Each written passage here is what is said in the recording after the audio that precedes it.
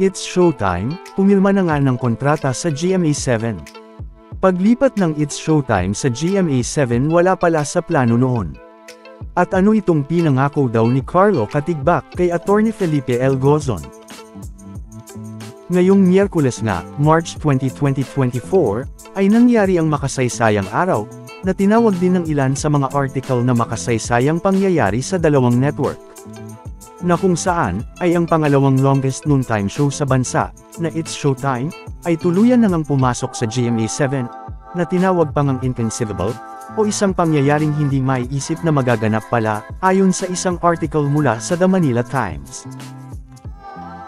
Bago magsimula ang lahat, ay nagsagawa nga ng caravan ang mga host ng It's Showtime, ngayong Miyerkules, March 20, 2024, bilang kanilang paraan ng pagdiriwang ng magandang balita, kaugnay pa rin sa pangyayaring ito. Dito nga, ay umalis ang mga host ng It's Showtime, sa pangunguna ni Meme Vice, sa kanilang studio sa ABS-CBN, para pumunta sa headquarters ng GMA7.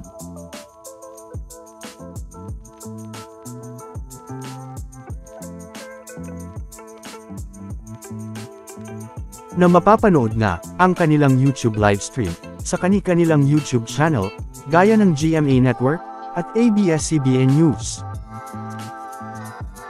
Samantala, kabilang nga sa mga executive na kasama, ay ang GMA Chairman Felipe L. Gozon, CEO at President Gilberto Duavet Jr., CFO at EVP Felipe Yalong, SVP for Programming, Talent Management, at Support Group Annette Gozon Valdez, at CEO at President ng ABS-CBN na si Carlo Katigbak, at ABS-CBN Chairman Martin Lopez at COO Cory Bidanes. Bahagi rin ng event ang It's Showtime hosts, na sina Vice Ganda, Ann Curtis, Vong Navarro, Jong Hilario, King Chu, Ogie Alcacid, Karil, Ami Perez, Teddy Corpus, Jog Sugueta, Darren Espanto, Ryan Bang, Ayon Perez, Jackie Gonzaga, MC Lassie, at Sian Dominguez.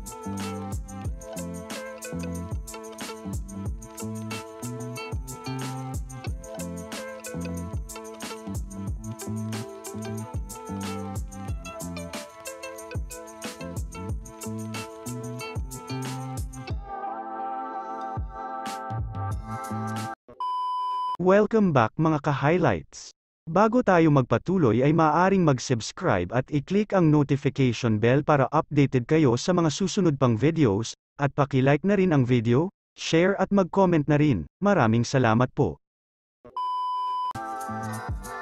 Sa contract signing, ay sinabi ng GMA Chairman na, expect more collaborations, sa pagitan ng Kapuso at Kapamilya Networks, habang binibigyang diin pa rin, na ang network wars daw sa pagitan ng GMA at ABS-CBN, ay tapos na. Dito din nga, ay nagpasalamat ang ABS-CBN CEO and President Carlo Katigbak, sa mga host ng It's Showtime, na naging dahilan nga, para maging emosyonal sina Meme Vice, at Ann Curtis. Kung saan ay sinabi nitong, The Vice, and our family at Showtime, thank you for all you do for us, and for never giving up. Sinabi din niyang magiging espesyal ang episode ng It's Showtime, sa April 6, 2024, kung saan ay mapapanood na nga sila sa GMA7. Dagdag pa niya na, we promise to make that episode, a very very special one for you. Nabanggit din dito ng GMA CEO and President Gilberto Duavet Jr., na wala pala silang balak noon, na ipasok ang It's Showtime, sa kanilang main channel na GMA7, at hindi nila inisip, na magkakapirmahan ng kontrata para naman sa GMA7. Kung saan ay sinabi nga niyang, we were supposed to be negotiating GTV in March. Walang nag-isip na magsasama-sama tayo, para pirmahan ang kontrata for GMA. We are very proud, very happy, to have It's Showtime on GMA. You bring so much joy to so many people. Maraming salamat muli sa inyong lahat, and welcome to GMA. Sa speech naman, ni GMA Chairman Felipe L. Gozon, ay sinabi niyang nangako sa kanya si ABS-CBN CEO, and President Carlo Katigbak, nagagandahan pa nila ang kanilang show, ngayong mapapanood na rin sila sa GMA7. Nagaya na rin nga ng sinabi ni Carlo Katigbak kanina. Kung saan ay sinabi nga niyang, pinangako naman sa akin ni Carlo, nagagandahan niya yung programa nyo, ngayong dalawa na ang platforms nyong malakas. But even without Carlo's promise, alam ko naman yun. We expect, I say expect not hope na tataas ang rating ng It's Showtime, magbuhat ng April 6, dahil dala-dalawa na ang malakas na platforms nyo. At sa joint statement naman ng GMA at ABS-CBN na ito, ay mababasa ngang GMA Network and ABS-CBN Corp are thrilled to announce a historic collaboration as the noontime variety show It's Showtime will air on GMA from Monday to Saturday, 12 noon to 2:30 p.m., beginning April 6, 2024, Saturday. The momentous partnership was sealed at a contract signing ceremony held at the GMA studios, attended by the top executives from both companies, along with the popular host of It's Showtime.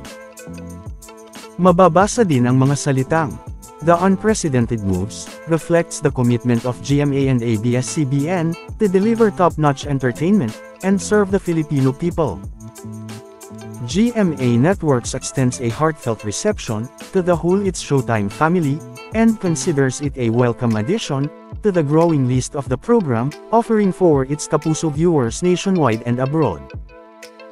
ABS-CBN and It's Showtime, meanwhile, expressed their sincere gratitude to GMA Network for opening its doors and providing a new platform to bring entertainment and happiness to more viewers across the country. We thank our loyal viewers for their unwavering support for almost 15 years, and look forward to connecting with new audiences as It's Showtime embarks on a new journey and creating more unforgettable pananghalian moments together on GMA, GTV, GMA Pinoy TV, and all other platforms it is currently seen. Samantala, narito naman ang ilang comments na mababasa sa kanilang YouTube livestream sa ABS-CBN News Channel. Narito ang ilan sa kanila.